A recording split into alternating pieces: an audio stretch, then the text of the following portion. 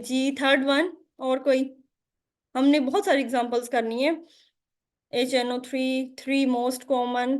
Okay, उसके अलावा 4 से 5 एग्जांपल। एच कौन सी? HClO4। HCl for most strongest acid in inorganic chemistry. कल भी हम लोगों ने वहां वाले बैच के जो बच्चे कंबाइन है, मैंने दिया हुआ था कल, वहां भी एसिड बेस का मॉड्यूल था, वहां जरा सिंपल था। आज हम थोड़ा और डिटेल पढ़ेंगे यहाँ पे। तो HClO4 is the strongest acid in our lab, जो कि एग्जिस्ट कर रहा होता है। ऑर्गेनिक एसिड हमेशा वीक होते हैं, याद रखना। बेंजीन वाले जितने भी एसिड होंगे या ऑर्गेनिक एसिड होंगे ना, वो हमेशा वीक तरीन एसिड है। जितने भी हमारे ये इधर वाले एसिड है ना, इनऑर्गेनिक या मिनरल एसिड्स, वो जो है आपके पास स्ट्रॉन्ग में आते हैं। इसके अलावा एक और बता दो, चलो फिर हम आगे स्टार्ट करते हैं। HCl बल्कि दो और बता दो, एक ही ग्रुप से बिलोंग करते हैं, ये तो कॉमन है ना। इसके अलावा जो प्रोटॉन दे। हाँ, मैं उसको मिल ही गया लीना को फाइनली। फॉस्फोरिक एसिड ठीक हो गया। H3PO4 ठीक हो गया। अच्छा, HCl से एक और भी अक्सर हम स्ट्रेंथ कंपेयर करते हैं हेलोजन एसिड्स की। तो इसी तरह HBr और HI जो हैं वो भी एसिड्स हैं, और HCl से ज्यादा स्ट्रॉन्ग है। HF लिखा गया, HI हाइड्रोजन आयोडाइड, बिल्कुल बहुत ज्यादा स्ट्रॉन्ग एसिड है, अच्छा खासा। HCl हम कह देते हैं स्ट्रॉन्ग है HCl, लेकिन इसकी निस्बत HBr और HI और भी ज्यादा स्ट्रॉन्ग है। ऑल्दो ये कितने कॉमन नहीं है, लेकिन they are also included in the strong acids. तो ये कुछ कॉमन आर्हीनियस एसिड्स हैं। जब आप इनका पानी में सोल्यूशन बनाओगे, दे गिव H पॉजिटिव। तो आर्हीनियस की डेफिनेशन है, आपको मोस्टली एग्जांपल आई होती है कि डेफिनेशन भी दे देते हैं। कुछ पेपर्स में डेफिनेशन आई है, कुछ में नीचे उसने ऑप्शंस दिए होते हैं। Pick the Arrhenius acid among the following examples, तो उसने दिए होते हैं ये एसिड्स, और दरम्यान में कोई और दे देगा जो कि नहीं दे रहे होते। तो आपने मोस्टली कभी बेस दे देता है, क्योंकि आपको डेफिनेशन पता होंगे एसिड बेस की, तभी आप रिकॉग्नाइज कर पाओगे कि आर्हीनियस एसिड क्या है। अब एक चीज ध्यान देनी है कि उसने एक्वस लास्ट में यूज किया, उसकी कंडीशन है एक्वस, इनफैक्ट इसकी लिमिटेशन भी है यही। इसकी डेफिनेशन भी है, इसकी लिमिटेशन भी यही है कि अब अगर फॉर एग्जांपल देखो, मैं ऐसे कर देती हूँ, that is not an Arrhenius acid. ये बिल्कुल भी आर्हीनियस की डेफिनेशन नहीं होगी जब तक मैं इसके ऊपर ये नहीं लगाती, this is now the Arrhenius acid. ये सेम यहाँ पे H पॉजिटिव आएगा, यहाँ पे क्लोराइड आएगा आइन, यहाँ पे मुझे एक्वस लिखना जरूरी है, या फिर H2O लिखूंगी। जब तक मैं ये नहीं लिखूंगी, वो 3 4 इक्वेशंस देगा, सब पे कुछ ना कुछ चेंजिंग होगी, एक पे एक्वस लिखा होगा, that will one be the Arrhenius acid. ये वाली इक्वेशंस जो होगी, ये आर्हीनियस एसिड को रिप्रेजेंट कर रही होगी। इसी तरह हमारे पास आर्हीनियस बेस क्या है? आर्हीनियस बेस ऐसी बेस है जो कि एक्वस सोल्यूशन में हाइड्रोक्साइड आयंस देगी, हाइड्रोक्सिल आयंस देगी। तो पीरियोडिक टेबल के जितने भी फर्स्ट ए वाले, 2 वाले जो स्ट्रॉन्ग मेटल्स हैं, हमें पता है मेटल्स जो होते हैं वो बेस बनाते हैं, उनके ऑक्साइड्स भी, या उनको पानी में डिसॉल्व करते हैं, तो उनकी जो बेसिस होंगी वो हाइड्रोक्साइड्स देती हैं। तो आपके पास कौन से हैं फर्स्ट ए 1A ग्रुप में? एग्जैक्टली सिंपल, जितनी भी आपके पास sodium hydroxide, lithium hydroxide, potassium hydroxide, जितनी भी ये बेसिस हैं, हमारे पास स्ट्रॉन्ग बेसिस हैं। अब अक्सर कंपैरिजन आ जाता है, यहीं से मेरे दिमाग में क्वेश्चन आ गया जो कि मैं बहुत बार दे चुकी हूँ टेस्टों में। अक्सर वो देते हैं lithium hydroxide, sodium hydroxide, potassium hydroxide, ये आपके पास मेटल से बनी हुई हैं, 1A से हैं, तो सारी की सारी स्ट्रॉन्ग है। लेकिन among the 3 of these which one is the strongest one? तो इनमें से सबसे ज्यादा स्ट्रॉन्ग कौन सी है? तो आप बता सकते हो इनमें से सबसे ज्यादा स्ट्रॉन्ग कौन सी है? लिथियम, सोडियम और पोटेशियम हाइड्रोक्साइड्स की बेसिस हैं। तो ताहिरा एग्जैक्टली हम माइंडसेट बना रखे है बच्चों ने अक्सर कि सोडियम हाइड्रोक्साइड सबसे ज्यादा स्ट्रॉन्ग बेस है। नहीं, डाउन द ग्रुप हमारे पास मेटेलिक करेक्टर बढ़ता है, बेस की जो स्ट्रेंथ है वो मेटल के साथ रिप्रेजेंट होती है। जैसे जैसे मेटेलिक करेक्टर बढ़ेगा, उसकी बेस उतनी ज्यादा स्ट्रॉन्ग होगी। तो आपको पता है डाउन द ग्रुप जो है मेटेलिक करेक्टर बढ़ रहा है, जब आपका metallic character down the group बढ़ेगा, तो ऑब्वियस बात है उसके ऑक्साइड जो है वो ज्यादा स्ट्रॉन्ग बेस बनाएंगे। तो जो पोटेशियम है वो सोडियम से नीचे प्रेजेंट है, तो उसकी बेस जो है वो सोडियम से ज्यादा स्ट्रॉन्ग होगी। तो कभी भी सोडियम हाइड्रोक्साइड का देखते इसको स्ट्रॉन्ग बेस नहीं कंसीडर कर लेना, बाकी ऑप्शंस भी पढ़ने हैं, बाकी ऑप्शंस डिसाइड करेंगे सोडियम है या नहीं है। हाँ, अगर आपके पास एक फर्स्ट ए का आता है, एक सेकंड ए का आता है, बेशक सेकंड ए वाला नीचे है, लाइक फॉर एग्जांपल ये मेरे पास है, मैं अभी आपको ड्रॉ करके ये भी कंसेप्ट क्लियर कर दूं। ये हमारे पास मेटल्स हैं, ठीक है, यहाँ पे बेरिलियम, मैग्नीशियम वगैरह है, ठीक है। हाँ, कैल्शियम। अब देखो मेरे पास ये सोडियम आ जाता है, यहाँ से मेरे पास कैल्शियम हाइड्रोक्साइड की बेस आती है, ठीक है। ऑल्दो दोनों हमारे पास मेटल्स हैं, लेकिन अब हमारे पास, हाँ बिल्कुल अल्फा जो हम स्ट्रॉन्ग और वीक को किस तरह कहते हैं, कि हम क्यों कह रहे हैं स्ट्रॉन्ग है या वीक है, हम उसकी परसेंट आयनाइजेशन की बेस पे कहते हैं। जो जितना ज्यादा जल्दी OH नेगेटिव देगा वो उतनी ज्यादा स्ट्रॉन्ग बेस है। लेकिन थ्योरेटिकली हम बता नहीं सकते। हाइड्रोजन आयन की कंसेंट्रेशन को हम एक्सपेरिमेंटली तो कर सकते हैं। लाइक अब मैंने आपको थ्योरेटिकल कोई क्वेश्चन दे दिया है NaOH और KOH, तो अब आप इसको यहाँ पे एग्जाम में बैठ के हम सोल्यूशन तो नहीं बना सकते इसका बैठ के। तो फिर हमें यहाँ पे कॉन्सेप्ट होना जरूरी हो जाता है कि कहाँ पे है। लेकिन बेसिक डेफिनेशन स्ट्रॉन्ग एसिड की यही है, जो कि 100% आयनाइजेशन देगी। और जो 100% आयनाइजेशन नहीं देगी, 99% से कम देगी या 90% से कम, उसको हम वीक एसिड या वीक बेस कह देते हैं। एग्जैक्टली मेन डेफिनेशन यही है इसकी। तो अब आपको मैं देखो दो देती हूँ, एक सोडियम हाइड्रोक्साइड दे रही हूँ, एक मैं कैल्शियम हाइड्रोक्साइड दे रही हूँ। तो इसमें से आप लोगों को क्या लगता है कि कौन सी बेस स्ट्रॉन्ग होगी या कौन सी बेस वीक होगी? अब कंपैरिजन दो ग्रुप्स का आ गया है, और एक है दूसरे वाले ग्रुप में मेटल नीचे प्रेजेंट है, down the group metallic character भी बढ़ रहा है, और यहाँ पे फिर मैंने सोडियम दिया। अब इसमें से आप लोग क्या कहते हो कि इसकी क्या स्ट्रेंथ होनी चाहिए? एग्जैक्टली एलिना, यहाँ पे आपके पास जो बेस होगी वो फिर सोडियम हाइड्रोक्साइड होगी, ऑल्दो वो कैल्शियम से ऊपर प्रेजेंट है। लेकिन ये याद रखो उसका मेटेलिक करेक्टर बहुत स्ट्रॉन्ग है। जो हमारे पास फर्स्ट ए ग्रुप के एलिमेंट्स हैं वो बहुत ज्यादा स्ट्रॉन्ग मेटल्स हैं एज कंपेयर टू सेकेंड ए। दोनों अच्छे मेटल्स हैं, लेकिन इन दोनों का कंपैरिजन किया जाए तो फर्स्ट ए ग्रुप बहुत ज्यादा स्ट्रॉन्ग मेटल्स रखता है। ऑल्दो वो ऊपर है, उसके बावजूद उसकी बेस ज्यादा स्ट्रॉन्ग होगी। तो मोस्टली वो आपको इस तरह वाली ही देता है कि थोड़ा सा रिलेशन, बहुत ज्यादा गैप नहीं देगा। क्योंकि फिर इससे दूसरी जो रीजन वो आगे हम आएंगे भी, के बी और के ए भी पढ़ते हैं। तो अभी तक फिलहाल कंपैरिजन यही है कि 1A जो है वो ज्यादा स्ट्रॉन्ग बेसिस बनाती है as compare to 2B group. तो यहाँ से आपको बेसिस या एसिड का कंपैरिजन भी आ सकता है, यहाँ से आपको आज जा सकते हैं बेसिस का कंपैरिजन भी। अब अक्सर यहाँ से क्वेश्चन जो आया होता है, अभी मैंने वैसे रीजन बता दी है, लेकिन जो आपकी डेफिनेशन है, अभी आरफा बच्ची ने आई थिंक सो मुझे साथ टेक्स्ट किए है कि जो HF हो गया, HCl हो गया, इनकी स्ट्रेंथ आता है ना। बल्कि ये क्वेश्चन कई बार पास्ट पेपर में आपके पास आया हुआ है, PPSC में ही, कि which one of the following is the strongest acid या which one of the following is the weakest acid. तो आपके पास HF जो है वो वीकेस्ट एसिड कहलाता है, HI जो है वो स्ट्रॉन्गेस्ट एसिड कहलाता है। क्यों स्ट्रॉन्ग कहलाता है? Because of their ability to lose proton. HI जो है वो इजिली लूज कर देता है प्रोटॉन को, HF जो है वो इतनी जल्दी से लूज नहीं करता, क्योंकि इसके दरमियान तो आपको पता है हाइड्रोजन बॉन्डिंग भी आ जाते हैं ना। हाइड्रोजन बॉन्डिंग बड़ी स्ट्रॉन्ग बॉन्डिंग है, इंटरमोलेकुलर फोर्सेस में सबसे स्ट्रॉन्ग बॉन्डिंग ही हाइड्रोजन बॉन्डिंग है। तो आपके पास इतनी स्ट्रॉन्ग होती है कि इस वाले प्रोटॉन को जल्दी से जाने ही नहीं देता, तो इस वजह से ये वीकेस्ट है। जबकि जब डाउन द आप नीचे आते हो तो साइज आयोडाइन का, साथ वाले जो हेलोजेंस है इनका साइज बढ़ रहा है, और आयोडाइन का साइज बहुत ज्यादा बड़ा है इनके कंपैरिजन में। तो इसका साइज इतना ज्यादा बड़ा होता है कि इसके साथ जो बॉन्डिंग होती है हाइड्रोजन के साथ वो वीक होती है, जिसकी वजह से जैसे ही आप पानी दोगे तो थोड़ा सा सोल्यूशन बनाओगे, ये वाला प्रोटोन जो है जल्दी से रिलीज हो जाता है। जल्दी से ये वाला आयोडीन अपने प्रोटोन को छोड़ देगा, और जितनी जल्दी ये इसको छोड़ देगा तो उतनी जल्दी ये स्ट्रॉन्ग एसिड की कैटेगरी में आ जाएगा। तो इनका कंपैरिजन अक्सर आता है। तो HI is the strongest acid among the halogen acid, इनको हम हेलोजन एसिड्स कहते हैं। तो HI is the strongest acid. तो ये आपने थोड़ा सा कंपैरिजन यहाँ से याद रखने हैं, ये मुझे एच आर्हीनियस की थेरी से याद आ गए थोड़े से। ओके जी, ये हमारे पास थी आर्हेनियस थ्योरी, सबसे सिंपलेस्ट, सबसे पहली, सबसे ओल्डेस्ट थ्योरी जो थी वो आर्हेनियस थ्योरी थी, related to acids and base. Total 6 theories है, हम 3 पढ़ते हैं मोस्टली, लेकिन हमने PPSC की तैयारी करनी है तो थोड़ा सा एडवांस लेवल पे जाना है, हम 6 की 6 थ्योरीज पढ़ेंगे। और इसमें से 2 MCQs आ जाते होते हैं लास्ट में, कभी कभी 3 भी। एक तो डेफिनेशन से आएगा, तो इनकी डेफिनेशन को अच्छा सा पक्का सा रट्टा मार लेना है विद एग्जांपल्स, ताकि आपको भूले भी ना।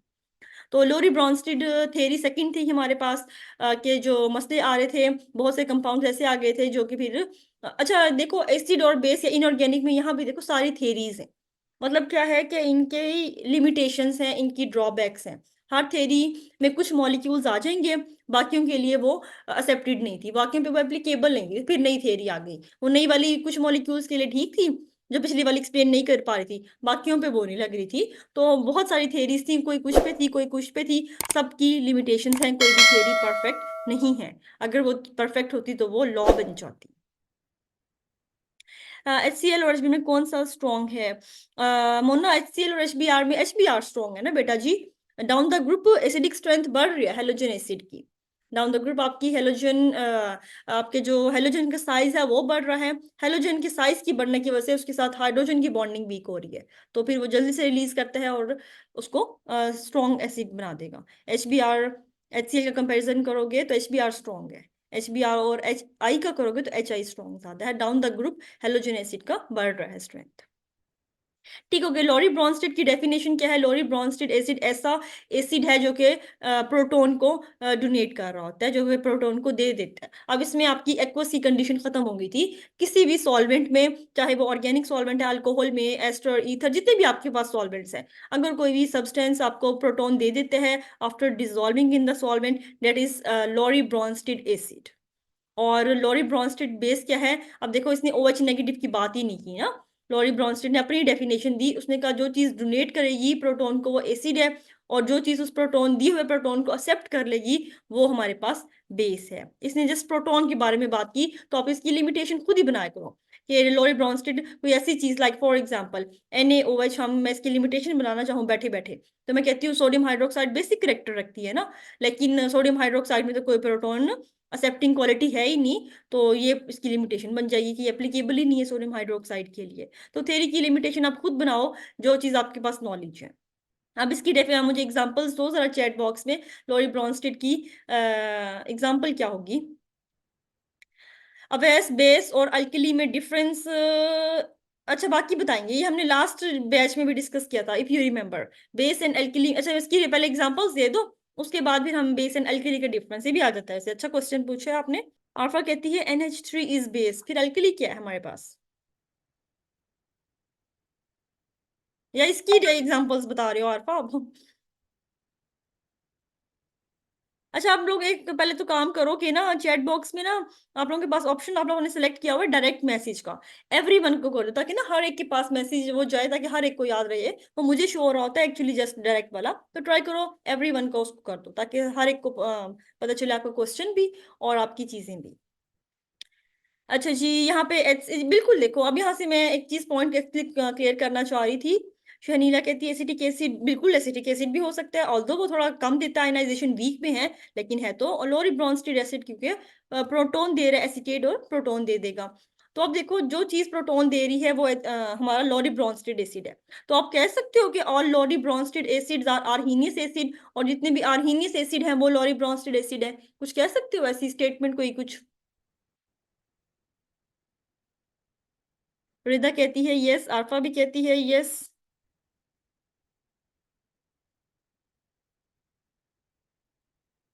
अच्छा, बाकी क्या कहते हैं? क्या मैं यार अगर सारे ऐसे होता तो फिर इनको अलग अलग करने की क्या जरूरत थी। बस उसने अपनी डेफिनेशन दे दी, क्योंकि उसने डेफिनेशन बेस की चेंज करनी थी, इसीलिए तो पूछ रहे हैं क्या कहते हो आप लोग, बाकी मैक्सिमम कह मैम रहे हैं। उन्होंने ये कहा है कि मीडियम को नहीं है, बस यहाँ कोई पे ऐसा जो ये है नो कि की एक्वस मीडियम को पॉइंट में हो उन्होंने चुका है, नहीं। तो नहीं ma'am, all Lowry Bronsted acids are not Arrhenius, या फिर ये वाली स्टेटमेंट गलत है कि all Arrhenius are Lowry Bronsted and all Lowry Bronsted are Arrhenius. कोई कह सकता है कि ये बिल्कुल ठीक है?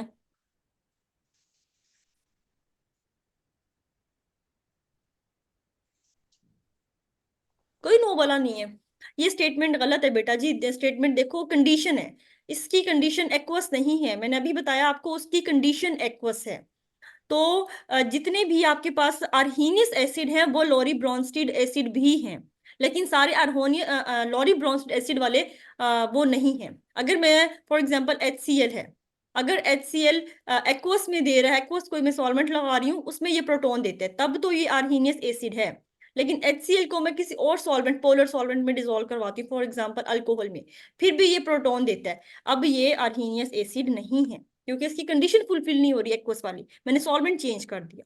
तो सारे के सारे आर्हीनियस जो हैं वो लॉरी ब्रॉन्स्टेड एसिड कहलाएंगे, लेकिन सारे लॉरी ब्रॉन्स्टेड आर्हीनियस नहीं है। सिर्फ वो लॉरी ब्रॉन्स्टेड आर्हीनियस होंगे जो कि एक्वस में डिजोल्व होके प्रोटॉन दे रहे हैं, किसी और सॉल्वेंट में होंगे तो वो जस्ट लॉरी ब्रॉन्स्टेड ही रह जाएंगे।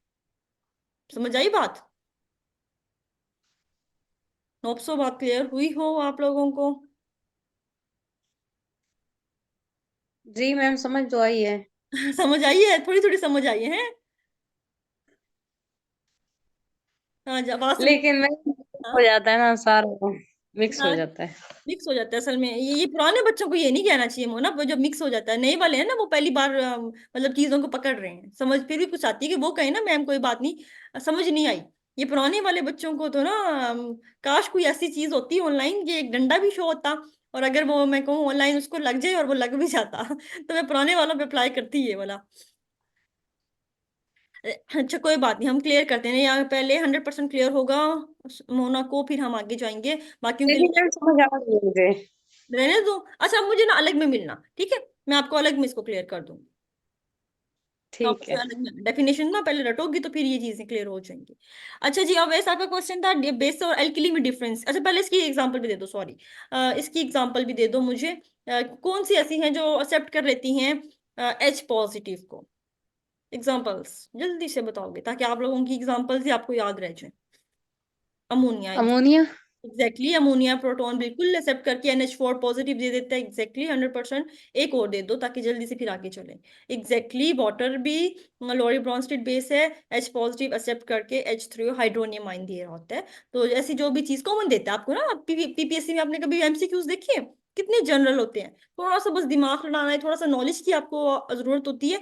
मुश्किल नहीं देता पीपीएससी, बहुत इजी देता है, थोड़ी सी कभी कभी ट्रिक जरूर डालते हैं। हाँ ये कह सकते हो कि ना सिलेबस वाइड बहुत होता है उसका, कि एक बच्चे के लिए थोड़ा सा हर चीज करना, organic inorganic physical analytical environmental, वो चीजें हो सकती हैं। लेकिन आरपा बिल्कुल water is amphoteric in nature, दे भी सकता है और ले भी सकता है, दोनों चीजें कर सकते हैं। देखिए हाइड्रोक्साइड बनाएगा, अभी उस पे भी आ रहे हैं लॉरी ब्रॉन्स्टेड में, फिर कंजुगेट एसिड बेस अभी उस पे आ रहे हैं जो आप कहना चाह रहे हो ना। और दो टर्म्स को भी एक्सप्लेन करेगी, एम्फीप्रोटिक भी होती है, एम्फोटेरिक भी होती है, दो टर्म्स होती हैं, अभी डिस्कस करते हैं उसको भी। अच्छा जी, इसके बाद हम एक सेकेंड, प्रिकॉशन गायब हो गया मेरा। लॉरी ब्रॉन्स्टीड में, अच्छा आपका क्वेश्चन था अवेस बेसिस और अल्कली में डिफरेंस क्या होते हैं? देखो बेसिस जो होती है ना वो वाटर सॉल्युबल होती है, दोनों की नेचर बेसिक ही होती है। लेकिन बेसिस और अल्कली में मेन डिफरेंस ये है कि बेसिस जो है, वो बेसिस जो कि वाटर सॉल्युबल हो जाएंगी वो अल्कली कहलाती हैं, जो कि वाटर इनसॉल्युबल है उनको जस्ट हम बेसिस ही कहते हैं। ये देखो बेसिस, वो जो कि वाटर इनसोल्युबल हैं, वो कंपाउंड्स जो कि वाटर इनसोल्युबल हैं उनके लिए हम यूज करते हैं बेस का वर्ड, वाटर इनसोल्युबल। ये मैंने कभी CTI में क्या इंटरव्यू दिया था ना वैस, तब मेरे पास मुझसे क्वेश्चन किया था शाहरुख ने आलम वाले कॉलेज में मैम ने, या मुमताजाबाद वाले में, difference between an alkali and a base. ये 9th क्लास की बुक में एसिड बेस है, उसमें डिफरेंस लिखा हुआ है कि वाटर सोल्युबल कंपाउंड्स जो हैं एंड बेसिक नेचर के होंगे, पानी में pH को ये >7 ही करेंगे। लेकिन अगर वो कंपाउंड वाटर सोल्यूबल है तो मैं उसको अल्कली कहती हूँ। अगर वो पानी में सोल्यूबल नहीं है, वाटर इनसोल्यूबल है, उसके पीपीटीज बैठ जाते हैं नीचे, तो उसको मैं बेस कह रही होती हूँ। तो बेस और अल्कली में ये डिफरेंस है और अक्सर आ जाता है, इंपॉर्टेंट चीज है, छोटा सी है, इंपॉर्टेंट है मतलब। ऑल मैम बेसिस, इसकी कोई एग्जांपल बताएं। इसकी एग्जांपल जो डाउन द ग्रुप वाली बेसिस होती है ना वो वाटर सोल्यूबल होती है मोस्टली। लाइक सेकंड ग्रुप की बात की जाए और हमारे तो बेरिलियम और लोबर वाली बेसिस है ना वो वाटर इनसोल्यूबल है, उनको हम बेस कह रहे होते हैं। और जो नीचे वाली होती है ना, हाँ एग्जैक्टली आरपा, जो आपके पास NaOH है, बड़ा क्लियर कट सोल्यूशन बनता है NaOH का नीचे, बल्कि आप डालती हो बस एक स्टीरर घुमाने की देर है आपको।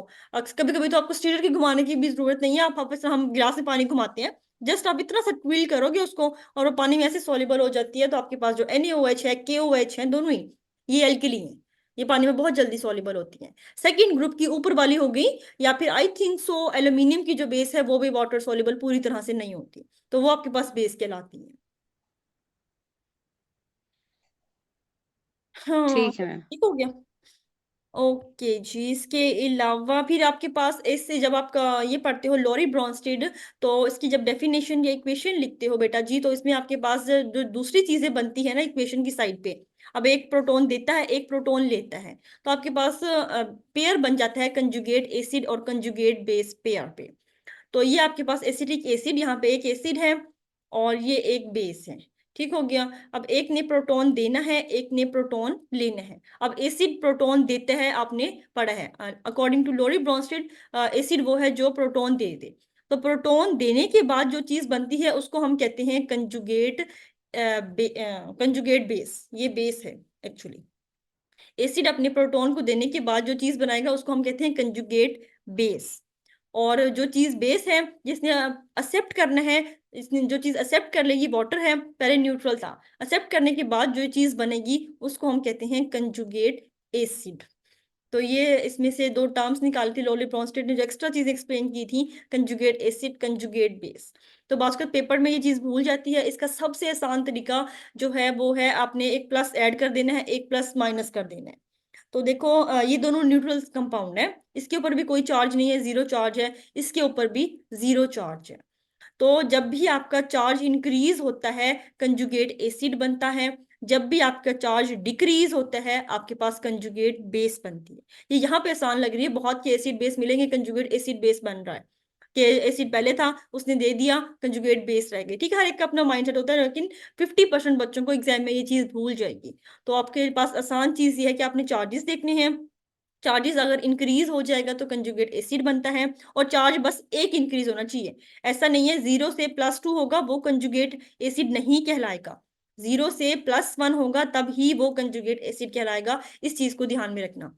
देर इज डेफिनेशन लिखी होती है उस पे, गूगल पे, when there is an increase in the charge the species is called the conjugate acid. नहीं, इसकी प्रॉपर डेफिनेशन है when there is an increase in the charge, और इंक्रीज इन चार्ज जस्ट +1 हो, तब आप कहोगे कि ये आपका कंजुगेट एसिड बना है। जब चार्ज -1, एक चार्ज बस कम हो जाएगा, वो कंजुगेट बेस है। 0 से -2 पे चला गया, this is not called the conjugate base. 0 से -1 पे आना जरूरी है। देखो यहाँ पे 0 से +1 पे गया है, 0 से -1 पे गया है, उस चीज को मैं कह रही हूँ कंजुगेट एसिड या कंजुगेट बेस। अब इसकी प्रैक्टिस करवाती हूँ, ठहरो, नेक्स्ट स्लाइड हमारी इसकी प्रैक्टिस की ही है, ताकि आपको मजीद क्लियर हो जाए कि बनाने कैसे हैं। ये इसमें से एक क्वेश्चन आता है लाजमी, बहुत कम होता है कि इसमें से क्वेश्चन ना आए, लेकिन इसमें से 90% चांस है आपका क्वेश्चन आने का। एग्जामिनर को बहुत पसंद है कंजुगेट एसिड, कंजुगेट बेस। पास पेपर पढ़ो जरा, उसमें हमेशा आपको एक क्वेश्चन आया होता है इसमें से। तो देखो, ये मेरे पास एसिड जो है, ठीक है, मैंने इनकी कंजुगेट बेस बनानी है, तो मैंने क्या करना है, एक प्रोटॉन को रिमूव कर देना है, क्योंकि देखो ये 0 है। अब मैंने इसको -1 में लेके जाना है, क्योंकि मेरे पास कंजुगेट बेस का क्या कहा है मैंने, चार्ज डिक्रीज होता है, तो चार्ज भी कितना डिक्रीज हो, -1। तो मैं क्या करूंगी, इसका H पॉजिटिव रिमूव कर दूंगी। जब मैं H पॉजिटिव रिमूव करूंगी तो ऑब्वियसली F नेगेटिव रह जाएगा जस्ट। तो ये मेरे पास इसकी कंजुगेट बेस बन गई। अब इसी तरह H2SO4 है, इसको मैं क्या करूंगी कि इसकी कंजुगेट बेस बनानी है, एक प्रोटॉन को रिमूव कर दूंगी, क्योंकि मैंने चार्ज 0 से -1 पे लेके जाना है। तो इसका प्रोटॉन रिमूव करूंगी, HSO4 नेगेटिव, इसकी कंजुगेट बेस बन जाएगी। अमोनियम दिया हुआ है NH4 पॉजिटिव। अब देखो +1 है, +1 का एक चार्ज कम करना है, तो क्या होता है, +1 से मैं किस पे आती हूँ, 0 पे आ जाती होती हूँ, फिर 0 से -1 पे जाया जाते हैं। तो एक इसका क्या करूंगी, प्रोटॉन रिमूव कर दूंगी, तो अमोनिया बन जाएगा। तो ammonia is the conjugate base of ammonium, इसकी हो जाएगी। अगर मैंने इसकी बनानी है अमोनिया की कंजुगेट बेस, तो वो क्या होगी, अमोनियम की कंजुगेट बेस अमोनिया है, अमोनिया की कंजुगेट बेस क्या हो जाएगी, फर्दर चार्ज डिक्रीज कर दूंगी, तो एक और प्रोटॉन निकाल दिया, NH2 NH2 नेगेटिव लाजमी रखोगे, NH2 खाली नहीं, नेगेटिव, एक चार्ज लाजमी, एग्जैक्टली रिदा, एक चार्ज लाजमी। इसकी क्या हो जाएगी, इसकी इसकी फिर फर्दर इसकी कंजुगेट बेस बना सकती हूँ मैं, एक और प्रोटॉन रिमूव कर दूंगी, खाली NH2 नेगेटिव, चार्ज लगाना लाजमी है आपके पास। तो इस तरह आप करते जाओगे, इसकी फर्दर कंजुगेट बेस बन सकती है N3 नेगेटिव, एग्जिस्ट करता है आपके पास, आपने पढ़ा भी होगा, नाइट्राइड की फॉर्म में नाइट्राइड आयन बन रहा होता है। तो इस तरह आप फर्दर कंजुगेट बेस बनाते रहोगे, जब तक बना सकते हो जब तक उसके पास एक H पॉजिटिव प्रेजेंट है। इसी तरह ये आपके पास कार्बोनिक एसिड है, देखो कार्बोनिक एसिड में क्या है, -1 चार्ज दिया हुआ है, इसको मैं -1 से कहाँ लेके जा सकती हूँ, अब मैंने -1 से -2 पे जाना है, एक चार्ज कम करना है, कंजुगेट बेस बनानी है। तो क्या करूंगी कि एक इसका प्रोटॉन निकाल दूंगी, ये CO3 2 नेगेटिव बन जाएगा। तो ये आपके पास कंजुगेट बेस बन गई। इसका कंजुगेट एसिड बनाना हो तो क्या बनेगा, इसके कंजुगेट एसिड बिल्कुल उल्टा बनेगा, एक चार्ज बढ़ा देना है ना हमने, तो चार्ज -1 से बढ़ाओगे तो 0 पे आ जाएगा, क्या हो जाएगा, एक प्रोटॉन को ऐड कर दोगे तो H2CO3 H2CO3 कार्बोनिक एसिड बन जाएगा। तो जब भी कार्बन कंजुगेट एसिड बनाना है, चार्ज हमने बढ़ा देना है +1, एक H पॉजिटिव ऐड करना है, कुछ नहीं करना। और जब भी कंजुगेट बेस बनानी है, एक प्रोटॉन को रिमूव कर देना है, चार्ज को हमने डिक्रीज कर देना है। तो आप भूल जाओ, वहां पे आपको इक्वेशन लिखने की कोई जरूरत नहीं है, जस्ट आप वो देखो अपने जो रिएक्टेंट्स हैं उसमें एक में प्रोटॉन डालते जाओ, एक में माइनस कर दो, आपका खुद ही कंजुगेट एसिड बेस बन जाएगा। कोई आपको इक्वेशन में से गौर करने की जरूरत नहीं है कि कौन सी चीज गई है क्या बन गया, नहीं, आप सिंपली ये चार्ज वाला फॉर्मूला को अपने दिमाग में रखो, वो ये ज्यादा इजी है। बाकी जिसको याद रह जाती है तो वेल एंड गुड है, बहुत अच्छी बात है। लेकिन मैं टाइम पे भूल जाती थी, जब याद कर रही थी तो मुझे याद रहता था, अच्छा ठीक है इसने ये किया, उसके बाद इसने रिमूव कर दिया, ये बन गया। फिर मुझे एक दफा यूट्यूब पे फॉर्मूला मिला, और तो मुझे ये ज्यादा इजी लगा। उसके बाद आपको मैं स्लाइड्स भेजूंगी इस लेक्चर के बारे, बल्कि अभी पूछूंगी, प्रैक्टिस हम कर लेते हैं। ये आपके पास टेबल है बेटा जी, इसमें आपने कुछ की बेस दी हुई है, कुछ का एसिड दिया हुआ है। तो आपने बतानी है कि एसिड से कंजुगेट बेस किस तरह बनानी है, और बेस दिया हुआ है तो उससे कंजुगेट एसिड कैसे, उसका एसिड कैसे बन जाएगा। तो पहली एग्जांपल देखो उसने सॉल्व की हुई है, H2SO4 दिया हुआ है, कंजुगेट बेस बनाई हुई है उसने, तो एक प्रोटॉन रिमूव कर दिया। अब सेकंड एग्जांपल है फॉस्फोरिक एसिड, इसकी कंजुगेट बेस कैसे बनेगी, इसमें से क्या करना पड़ेगा हमें, मुझे बताओ जरा, ये क्या लिखूं मैं यहाँ पे। H2PO4 H2, बस उसके बाद चार्ज चार्ज कुछ नहीं, -3 आएगा। -1 -1। का एक चार्ज वो करना, चार्ज के अलावा नहीं करना उसने, अच्छा अच्छा, उसने ना ऑप्शन भी दिया होता, मजेदार बात, उसने ऑप्शन में एक लाजमी दिया हुआ H2PO4, एक उसने H2PO4 नेगेटिव दी होगी, उसने एक HPO4 2 नेगेटिव दी होगी, इस तरह कुछ दिया होगा ना। हर तरह से आपको लगेगा मैं हाँ। ठीक लगा के आई हूँ, लेकिन जब एट द एंड नंबर आते हैं हमारे काफी नंबर कम होते हैं जो हमने इनमें एक्सपेक्ट किए होते हैं, वो फिर वो यही रीजन हो रही होती है ना, कि थोड़ा सा हम ध्यान नहीं देते ऑप्शंस पे। अच्छा देखो F नेगेटिव है, F नेगेटिव का एसिड बनाना है, तो अब क्या करूं इसमें, एक HF। HF exactly. अब मैं इसमें एक H ऐड कर दूंगी तो इसका -1 से 0 पे आ गया। उससे आगे रिद्धा और बच्चे इतनी आगे आगे जा जाने, भी साथ साथ चलो, हमारे पास सारे उन्हें इकट्ठे चलने हैं, आगे आगे तो नहीं बता दिया बच्चों ने। ओके NO3 का एसिड बनाती हूँ, क्या बनाऊं करूँ इसमें, EHNO3। HNO3 exactly. अब आ गया है जी H2PO4 नेगेटिव, इसकी बेस बनानी है, कंजुगेट इस क्या करूं,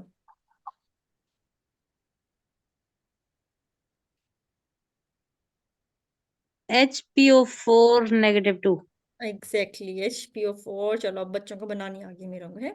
अब वाटर, वाटर की बेस क्या होती है, ये सबसे कॉमन क्वेश्चन ये है जो अक्सर आता है, सबसे सीधा सीधा सा है, वाटर की कंजुगेट बेस क्या है, OH-। OH negative. नेगेटिव। ये तो ऐसे भी रटा होता है ना बुक्स में पढ़ पढ़, चाहे हमें पता हो ना हो कंजुगेट एसिड बेस क्या होता है, ये हमें पता होता है।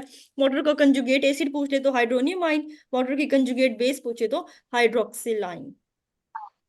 सल्फेट की एसिड क्या होगा, conjugate acid HSO4 HSO4 HS exactly, बस एक नेगेटिव एच बन। ऐड करना है, माइनस चार्ज कम कर देने। अच्छा जी इसका भी बता दो, फिर सारा ही कर लेते हैं, वरना मैं ये देती होती हूँ खुद करना होता है। HPO4 2 नेगेटिव, -3 PO3 ठीक हो गया, PO4 3 negative, PO4 3 negative PO4 3 negative बिल्कुल ठीक हो गया बेटा जी। आगे अमोनियम का क्या होगा, NH3 NH3। अमोनियम की कंजुगेट बेस है अमोनिया। और आखिरी भी आ गया, वाटर का, देखो अब उसने उल्टा पूछ लिया, वाटर का एसिड क्या होगा, कंजुगेट एसिड, H3O+।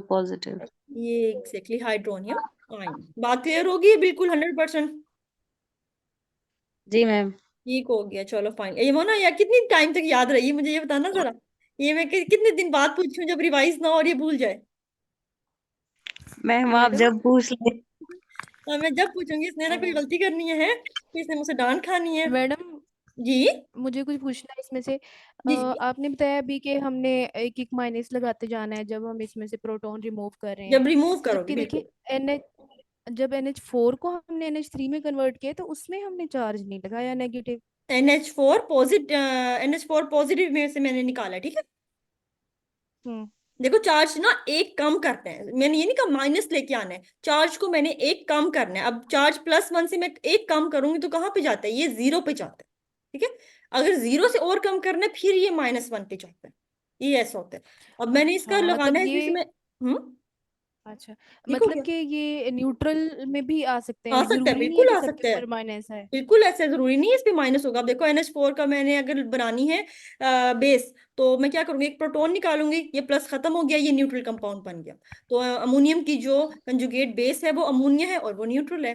तो इसकी डेफिनेशन क्या होगी कि there is a decrease in one charge, just वो जस्ट वन चार्ज कम करना है। वो न्यूट्रल भी हो सकता है। वो अगर कोई ऐसी चीज है देखो, लाइक कोई ऐसा, वो बताओ इस पे ना +2 चार्ज होता हो, तो +2 से कोई ऐसी चीज जो +1 पे आ जाए वो उसकी कंजुगेट बेस कहलाएगी, ऑल्दो उस पे प्लस चार्ज है। जरूरी नहीं है, सिर्फ चार्ज को एक कम करना है आपने, और कुछ नहीं करना। फिर तो एग्जामिनर जरूरी नहीं है ये पूछे, वो तो इसका भी पूछ सकता है, NH3 न्यूट्रल भी बना दे और साथ में इसके ऊपर चार्ज भी शो करा दे। बिल्कुल बिल्कुल, इसलिए तो कह रही हूँ कि आपने ऑप्शंस बहुत ध्यान से पढ़ने हैं। अब वो उसकी मर्जी है, वो HNO3 की न्यूट्रल कंजुगेट पूछता है आपसे, बल्कि H2SO4 की बात की जाए तो उसकी मर्जी है, वो H2SO4 की पूछता है, वो HSO4 नेगेटिव की पूछ रहा है, वो उस पे है। आपको कॉन्सेप्ट क्लियर होना चाहिए कि मैं इसकी कंजुगेट बेस बनाऊंगी तो क्या बनेगी, इसकी कंजुगेट बेस बनाती हूँ तो क्या बनती है। अब इसकी कंजुगेट बेस देखो क्या बनेगी, HSO4 नेगेटिव, ठीक है, और इसकी बनेगी इसकी SO4 2 नेगेटिव। SO4 -2 हो जाएगा हाँ, फिर। 2 नेगेटिव। तो वो तो उस पे है ना एग्जामिनर पे, ठीक है। वो किस चीज किस कंपाउंड की आपसे पूछ लेते हैं, हर कंपाउंड की वो आपसे कंजुगेट एसिड पूछ सकता है, कंजुगेट बेस पूछ सकता है, वो उसकी मर्जी है। आपको बस क्लियर हो कि फिर कंजुगेट तो एसिड क्या, बनाऊं तो करना क्या है मैंने, या कंजुगेट बेस बनाऊं तो मैंने करना क्या है। ठीक हो गया, ठीक हो गया। ठीक हो गया, थैंक यू। एसिड के लिए प्रोटॉन डालना है और बेस के लिए प्रोटॉन फोटोन निकाल देना। निकालना है बस। तो अब वो चाहे न्यूट्रल में हो, चाहे वो +1 +2 +3 पे जाता है, चाहे वो -1 -2 -3 पे जा रहा है, जस्ट आपने प्रोटोन को ऐड करना है, प्रोटोन को रिमूव करना है। तो वो यही अक्सर गेम खेलता है कि वो ना न्यूट्रल से डबल -2 पे ले जाता है, बच्चे ऑल का ऑप्शन भी दे देगा वो आपको। तो कंजुगेट बेस जस्ट वो होगी जो -1 डिक्रीज आ जाती है। लाइक अगर मैं आपको MCQ देती हूँ, H3PO4, ठीक है, H3PO4 की आपने मुझे कंजुगेट बेस बतानी है, पहले ऑप्शंस देख लेने हैं आपने। H2PO4, H2PO4 negative, HPO4 2 negative, PO4 3 negative, और उसके बाद में इसका, चलो बस यही बहुत है, इतने ऑप्शन। अब मुझे H3PO4 की कंजुगेट बेस बताओ जरा, क्या है इसमें से।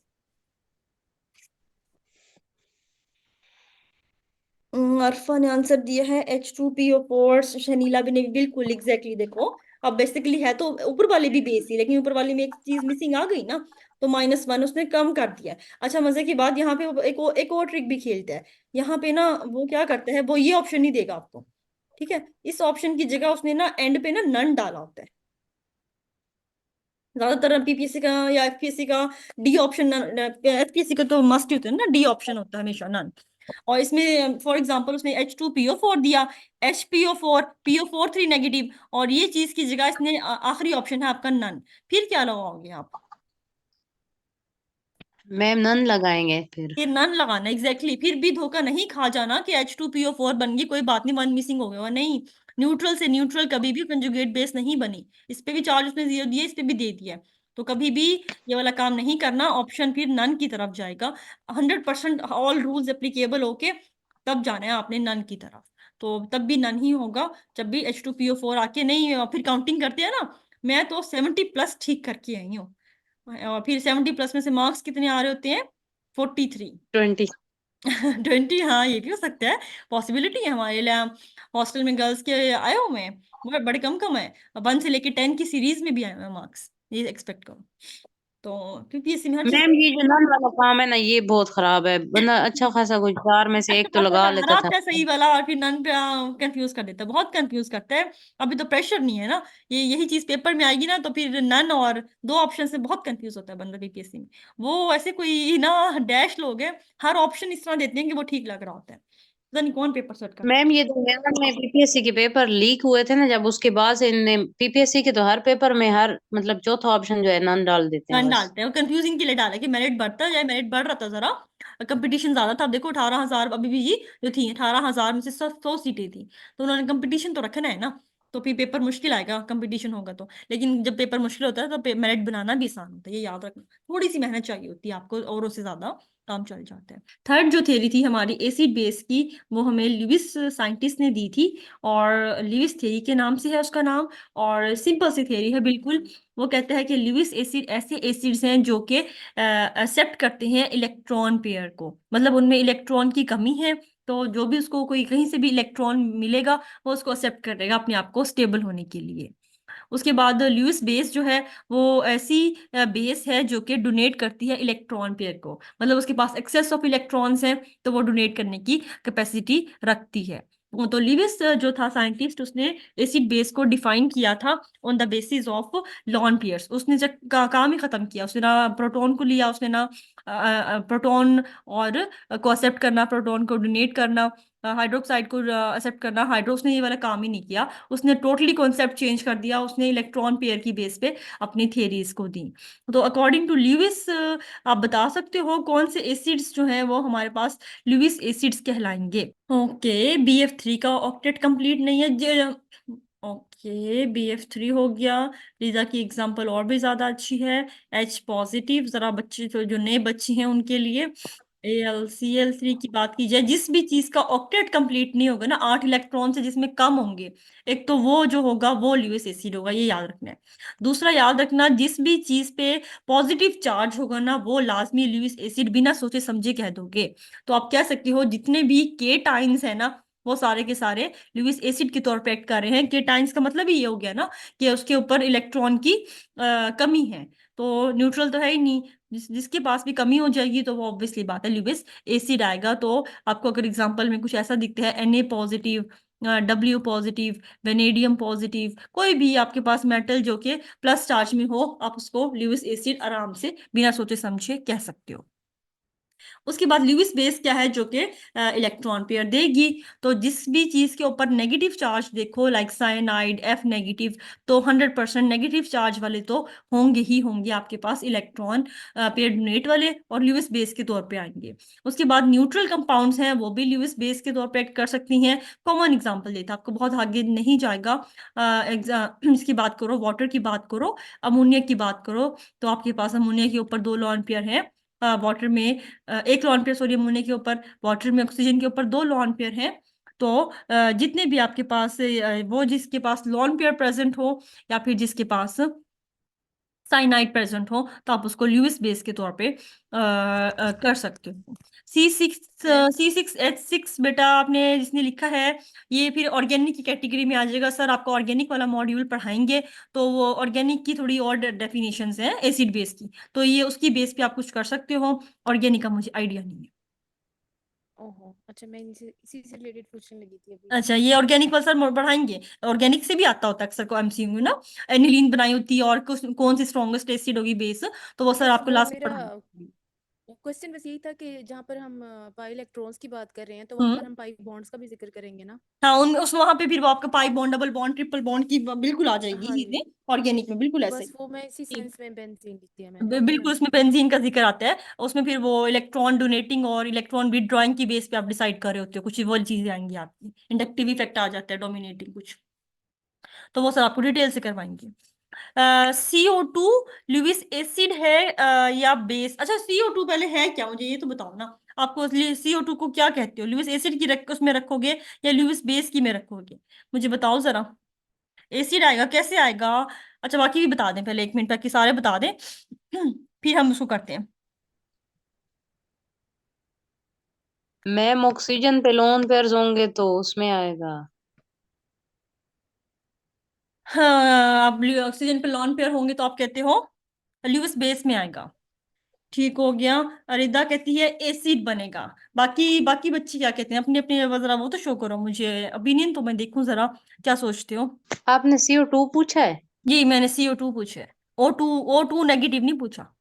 खैर नहीं उसमें भी नहीं, मैंने CO कोई कहा है। मसला नहीं। देखो देखो, इसको हम बनाते हैं ना, इसको हम ऐसे बनाते हैं, जब हम CO2 का स्ट्रक्चर ड्रॉ करेंगे तो हमारे पास CO2 में क्या क्या स्ट्रक्चर बनता है? मैम जी। लीनियर। मैम जब इसका स्ट्रक्चर ड्रॉ कराएंगे ना तो कार्बन पॉजिटिव चार्ज कैरी करेगा ना हमारे पास। तो वो फिर इलेक्ट्रोफिलिक सेंटर बन जाएगा, और आपने अभी एग्जैक्टली बताया कि जितनी एग्जैक्टली इसकी रीजन यही मॉलिक्यूल आती हैं है वो कि जो सारे हमारे पास यहाँ पे ना बेसिस हैं। कार्बन पे पार्शियल पॉजिटिव चार्ज डेवलप हो जाता है जब हम इस पे स्ट्रक्चर बनाते हैं। तो वो जो पार्शियल और पॉजिटिव जो वाला है ना, नेगेटिव। इसकी कैपेसिटी हो जाती है इलेक्ट्रॉन को अट्रैक्ट करने की। ये चाहता है कि इसके पास इलेक्ट्रॉन आ जाए, तो इस वजह से ये एज अ ल्यूइस एसिड के तौर पे हम इसको कह रहे होते हैं। Yes ma'am. आज मुझे आवाज इतनी कम क्यों आई? जो बच्ची अभी बोल रही है ना, आप ना अपने माइक की आवाज थोड़ी सी तेज करो। मुझे इतने कान लगा के सुना पड़ रहा है इसकी, देखो बाकियों में बिल्कुल ठीक आ रही है। थोड़ी सी आप ना अपनी थोड़ी सी नीचे वॉल्यूम देखो, वो कम हुई होगी लास्ट में। बस वो सब बोल रहे थे ना, मैं इसलिए स्लो बोला था। अच्छा, आप इसलिए स्लो बोल रहे हो। वो मुझे आवाज बहुत कम आ रही थी। ओ, मैंने सोचा फिर मैम बाकी सारे भी बोल रहे थे कार्बोनाइल ना फिर तो। लिवस बेस होगा। कार्बोनाइल ल्यूइस बेस के तौर पे एक्ट करते हैं, आई थिंक सो। इस पे ये वाला होता है कार्बोनिल पे। एग्जैक्टली कार्बोनिल ल्यूइस बेस होती है। इसके ऊपर पार्शियल पॉजिटिव आया होता है। इसके ऊपर ये दो कार्बन चार बॉन्ड बना रहा है ना, यहाँ पे वो तीसरा वाला जो होता है ना यहाँ पे प्रेजेंट होता है। तो ये अपना, नहीं कार्बोनिल, रुको मुझे एक बार कंफर्म कर लेना। इस पे मैम दो पॉजिटिव भी बॉन्ड आ रहा है, होंगे। इस पे नेगेटिव भी आ रहा होता है। मैम अगर कार्बोनिल ना बॉन्डेड होगा ना दोनों साइड से, कार्बन के 4 बॉन्ड होंगे, देन वो हमारे पास इलेक्ट्रॉन डेफिशिएंट हो जाएगा। फिर तो अगर वो इलेक्ट्रॉन सिंपल डेफिशिएंट होगा। कार्बोनिल है, अगर कोई वो और सिंपल बॉन्ड ऐसे नहीं ही है। प्रेजेंट है तो फिर मेरे ख्याल से ये ल्यूइस बेस के तौर पे एक्ट करता होगा। हाँ जी, फिर बेस हो है ना? जाएगा। ये डिपेंड करता है कि किस हाँ इसमें जी। ये दोनों कैटेगरीज में आ रहा होता है। न्यूट्रल वाले कंपाउंड को आपने देखना है कि वो है किस फिर स्टेट हम में। वो वाटर मैम ले रहे इसमें होते क्या हैं। फर्क होता है हाँ कार्बन देखो, मोनोऑक्साइड और कार्बोनाइल में? उसमें यही लिखा हुआ है कार्बन मोनोऑक्साइड। कार्बन मोनोऑक्साइड का फॉर्मूला क्या होता है? सी होता है। जी। और यही कार्बोनिल है। क्या फर्क है? दोनों में कोई फर्क नहीं है। ये एक तो एज अ लिगेंड भी काम करती है ना, जिसमें हम डी पाई पी वो वाले लिगेंड हम कब बॉन्ड। बात करते हैं? जब हम कोऑर्डिनेशन केमिस्ट्री पढ़ते हैं ना बेटा जी, तब हम इसको ना जब नेमिंग देते हैं ना, जब ये कॉम्प्लेक्स बना रहा होता है तो तब हम इसकी जब नेमिंग देते हैं उसका आईयूपीए के रूल्स के मुताबिक, जब हम इसको कार्बोनिल कहते हैं वहां पे हम इसको कार्बन मोनोऑक्साइड लिख नहीं सकते। बाकी है एक ही चीज, कोई फर्क नहीं है। जी मैम और ठीक है। साथ ही मैं ये बुक इसके खोल के, तीन बताओ। बॉन्ड दरमियान में लिखेंगे। हाँ, इसके तीन बॉन्ड है। इसकी जब आप ल्यूइस स्ट्रक्चर ड्रॉ करते हो ना, इसका स्ट्रक्चर कुछ इस तरह है। यहाँ पे इसका लॉन पेयर प्रेजेंट है। यहाँ पे अब ऑक्सीजन ने दो बॉन्ड बना रखे हैं, तीसरा इसका ना कोऑर्डिनेट कोवलेंट बॉन्ड होता है एक्चुअली। और यहाँ पे इसने अब दे दिया एक लॉन पेयर प्रेजेंट है इसके ऊपर, तो बेचारे के ऊपर दो हो तो नॉन न्यूट्रल होता है, तो इस पे पार्शियल पॉजिटिव चार्ज भी है। तो इसकी आपके इसका मैंने अभी गूगल पे भी लिखे साथ ही। तो it connect both as a Lewis acid और एज अ ल्यूइस बेस। अगर इस पार्शियल पॉजिटिव चार्ज पे एक्सेप्ट कर रहा है इलेक्ट्रॉन को, तो ये ल्यूइस एसिड के तौर पे एक्ट करेगा। अगर ये अपने ये वाले लॉन पेयर्स दे रहा है, कार्बन की तरफ से बॉन्डिंग हो रही है इसकी, फिर ये एज अ बेस काम कर रहा है। तो ये दोनों तौर पे काम कर रहा अच्छा ठीक है। है। इसकी बल्कि आगे जाके एक और भी है, थोड़ी खैर डिटेल हो जाती है, एमफिल इतना लेवल का आता नहीं है इसमें ना। बैक बॉन्डिंग भी होती है। ये देता भी है एट अ टाइम, ये लेता भी होता है। इसको हम बैक बॉन्डिंग कह रहे होते हैं। ऑर्गेनोमेटेलिक्स का थोड़ा कॉम्प्लेक्स है, आप लोगों का नहीं है। कार्बोनिल बहुत एक्सेप्शनल बिहेवियर शो करता है अपने। ठीक है मैम। ओके जी। उसके बाद हमारी फोर्थ थ्योरी, जिसके बहुत सबसे कम जाने वाली थ्योरी, यूसेनोविक हार्ड एसिड बेस, फिर भी पढ़ते हो आप लोग। लक्स फ्लड थ्योरी एक वाही थ्योरी है जो बेचारी गुमनाम से थ्योरी है, जो कि बिल्कुल भी किसी को पता नहीं होती। लक्स फ्लड थ्योरी, और इसमें से अक्सर एक बार पास्ट पेपर में आया हुआ था, उसके बाद से पहले बच्चे फिर भी पढ़ने लग गए हैं इसको। तो लक्स फ्लड थ्योरी भी हमारे पास थ्योरी है जो कि हमें बता रही होती है एसिड और बेस के बारे में। रही बहुत थोड़े टाइम के लिए थी, क्योंकि वाही थ्योरी है जो कि बिल्कुल कुछ मॉलिक्यूल पे एक्सेप्ट होती है, 99% पे एक्सेप्ट ही नहीं हो रही होती ना, अप्लाई नहीं हो रही होती। इस वजह से इसको बहुत जल्दी ही हम लोगों ने साइड पे कर दिया था। लेकिन फिर भी हमें इसकी डेफिनेशन पता होनी चाहिए। तो लक्स फ्लड थ्योरी, एसिड जो है वो ऐसा एसिड होगा जो कि एक्सेप्ट करेगा ओ नेगेटिव आयन को। तो कोई भी ऐसा सब्सटेंस जो कि ओ ऑक्सीजन को एक्सेप्ट कर ले, उसको हम कहेंगे लक्स फ्लड एसिड है।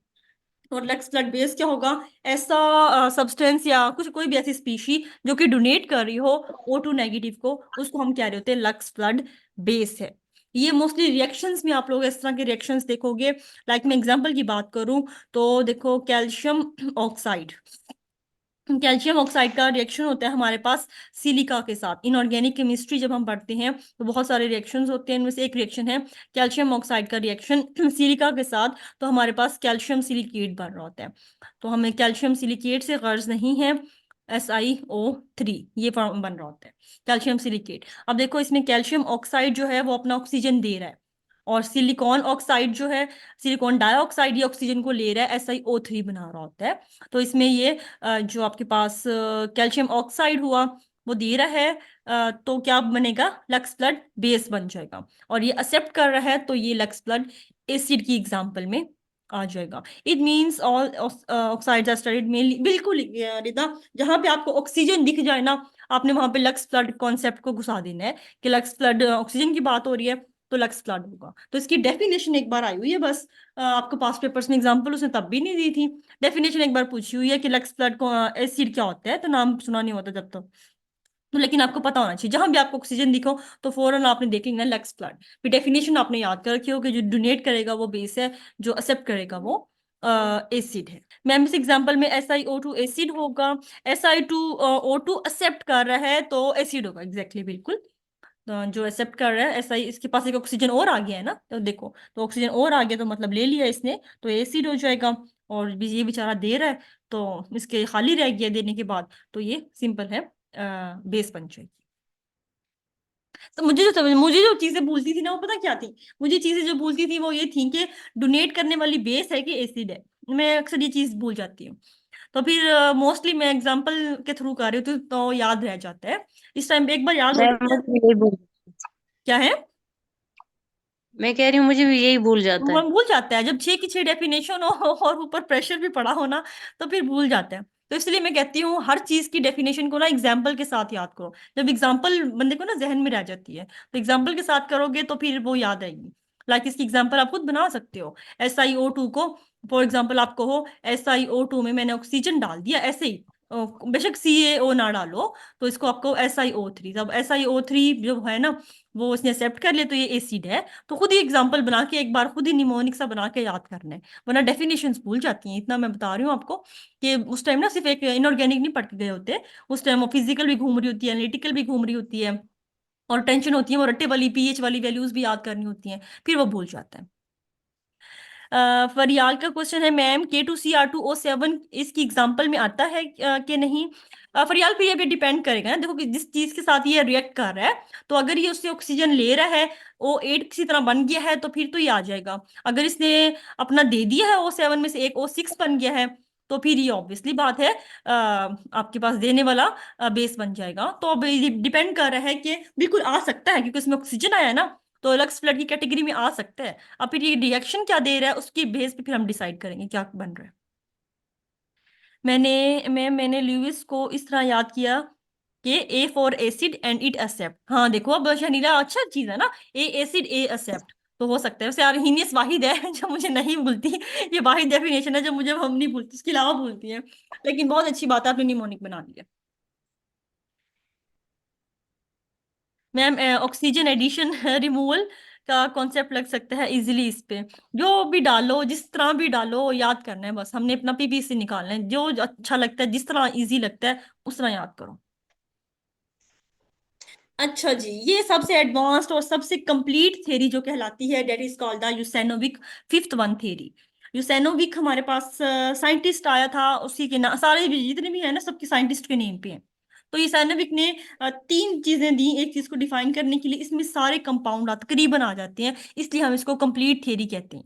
शायद कोई बंद एक दो नहीं आया होगा लाजमी, तभी इसको थ्योरी का नाम दिया गया है, लेकिन 90% इसमें आ गए होंगे बिकॉज उसने हर तरीके से एक्सप्लेन किया। देखो वो कहता है यूसेनोविक एसिड क्या है। यूसेनोविक एसिड ऐसा एसिड है जो कि केटाइन डोनर है, मतलब वो कोई भी केटाइन दे रहा है, लाइक H पॉजिटिव, किसी दूसरी लफ्जों में ये बात कर रहा है प्रोटॉन की। H पॉजिटिव जो चीज देता है वो एसिड है। A9 एक्सेप्टर, A9 को कोई भी नेगेटिव चार्ज स्पीशी को अगर ये ले रहा है, फॉर एग्जाम्पल OH नेगेटिव को अगर ये एक्सेप्ट कर रहा है, और भी कोई भी केटाइन A9 हो सकता है, जनरल जो हम यूज करें मैं उसकी एग्जांपल ले रही हूँ, जो प्रोटॉन को दे, हाइड्रोक्साइड को एक्सेप्ट करे, और जो ऑक्सीडाइजिंग एजेंट के तौर पे भी एक्ट करे। उसने एक और तीसरी चीज भी लेके आया। ऑक्सीडाइजिंग एजेंट क्या होता है, जो दूसरे को ऑक्सीडाइज करे, खुद रेड्यूस हो रहा हो, मतलब जिसका ऑक्सीडेशन नंबर की बेस पे भी कह सकते हैं, जो खुद रेड्यूस होता है उसका ऑक्सीडेशन नंबर क्या हो रहा होता है, कम हो रहा होता है, जिसका ऑक्सीडेशन नंबर कम हो रहा हो, दूसरे लफ्जों में आसान लफ्जों में कहूंगे कि जो ऑक्सीडाइजिंग एजेंट हो, एनाइन एक्सेप्टर, केटाइन डोनर, उसको हम कह सकते हैं यूसेनोविक एसिड। अब अगर मैं इसकी बात करूं तो देखो HCl जो है वो मेरे पास यूसेनोविक एसिड के तौर पे एक्ट कर जाएगा, ठीक है। अगर मैं बात करूं Na पॉजिटिव की, तो वो जो होगा क्या होगा, यूसेनोविक एसिड होगा, क्योंकि Na पॉजिटिव OH नेगेटिव को फौरन से एक्सेप्ट कर रहेगा, तो ये यूसेनोविक एसिड के तौर पे एक्ट करेगा। ऑक्सीडाइजिंग एजेंट्स आप कोई भी ले सकते हो, लाइक H2SO4 आपको पता है एक स्ट्रॉन्ग ऑक्सीडाइजिंग एजेंट है, तो according to Usanovich H2SO4 is an Usanovich acid. तो इस तरह आप एग्जांपल तीनों की कुछ ना कुछ याद कर सकते हो, डेफिनेशन याद कर लो इसकी, इसकी खुद ही खुद फिर एग्जांपल बनाते जाओ उसके अकॉर्डिंग। अब वो मुझे बताओगे, चलो मैं नीचे वाली की एग्जांपल्स आप लोग बताओगे, मैं डेफिनेशन कराती हूँ आपको पहले। यूसेनोविक कहता है जी बेस वो है जो कि एनाइन डो, इसका उल्टा है बिल्कुल, वो केटाइन डोनर थी, ये एनाइन डोनर है, बेस होगी है ना। एनाइन डोनर, केटाइन एक्सेप्टर और रिड्यूसिंग एजेंट जो है वो अकॉर्डिंग टू यूसेनोविक उसकी बेस होगी। तो एनाइन डोनर क्या चीज है, एग्जाम्पल बताओ मुझे, अब इसकी बताते जाओ कि वाटर। यूसेनोविक मुताबिक कौन सी, NaOH। पूरी वाटर एसिड एनएच नहीं है, तो NaO। सिर्फ एनाइन डोनर है। अच्छा नहीं, ठीक है, मैम ठीक है ठीक है, NaOH है, वो ये हाइड्रोक्साइड को डोनेट कर देगा, आप कह रहे हो बिल्कुल डोनेट ठीक हो कर गया। देगा। केटाइन एक्सेप्टर लेगी कौन केटाइन को, अमोनिया। जो कोई नेगेटिव चीज हो ये जाएगी। NH2 ले ले। Negative. NH2 negative exactly, NH2 negative जो है अब वो H पॉजिटिव को ले सकती है, तो अकॉर्डिंग टू सैनोविक ये आपकी बेस है। और रिड्यूसिंग एजेंट कोई भी नॉन मेटल कोई भी रिड्यूसिंग एजेंट के तौर पे काम एसिड, करता है, ठीक है। Sorry metal, gallic acid, metal sorry sorry metal, alkali metal sorry. Alkali कोई भी metal, don't alkali, alkali alkaline earth metal जो नीचे वाले ट्रांजिशन मेटल है, मेटल जो भी है वो रिड्यूसिंग एजेंट के तौर पे एक्ट करते हैं, क्योंकि उनके पास एबिलिटी है इलेक्ट्रॉन को लूज करने की। कोई भी चीज जो इलेक्ट्रॉन को लूज कर दे उसको हम कहते हैं रिड्यूसिंग एजेंट। मैम ऑक्सीडाइजिंग और रिड्यूसिंग एजेंट कैसे याद करेंगे, एग्जांपल्स देखो, आरफा इसको हम ऐसे याद कर सकते हैं, पीरियोडिक टेबल में हमेशा आपने ये याद रखना है, नॉन मेटल्स जो होते हैं ना, नॉन मेटल्स ऑक्सीडाइजिंग एजेंट के तौर पे एक्ट करते हैं, ये याद रखो। Non metals are oxidising agent, इसी वजह से हम कहते हैं F2 जो है वो स्ट्रॉन्गेस्ट ऑक्सीडाइजिंग एजेंट है, यहां से याद कर लो कि जो आपके पास हेलोजन का ग्रुप है F2Cl2Br2I2, आप पढ़ते हो ऑक्सीडाइजिंग एजेंट्स हैं। तो पीरियोडिक टेबल के जो आपके राइट साइड की चीजें हैं जो नॉन मेटल्स हैं वो एज अ आपका ऑक्सीडाइजिंग एजेंट के तौर पे काम करेंगे। जो आपके पीरियोडिक टेबल पे इस साइड पे मेटल्स हैं वो आपके रिड्यूसिंग एजेंट के तौर पे काम करेंगे। दूसरा आप इसको ऐसे याद कर सकते हो, कोई भी चीज जो इलेक्ट्रॉन को इजीली लूज कर सकती है वो आपका रिड्यूसिंग एजेंट कहलाती है। और कोई भी चीज जो कि इलेक्ट्रॉन को खींचने की, एक्सेप्ट करने की एबिलिटी रखती है उसको हम कहते हैं वो ऑक्सीडाइजिंग एजेंट के तौर पे एक्ट करती है। तो आप इसको इस तरह याद कर सकते हो जो आपको इजी रखे। Ma'am donor acceptor behaviour at a time होगा, डोनर एक्सेप्टर बिहेव नहीं नहीं, donor acceptor at a time नहीं, अलग अलग बताते हैं, कोई भी चीज जो अनाइन डोनर करे वो उसकी हो जाएगी, ये अलग चीज है, ये अलग है, ये अलग है, इसमें अलग कंपाउंड आएगा, इसमें अलग, एट अ टाइम नहीं।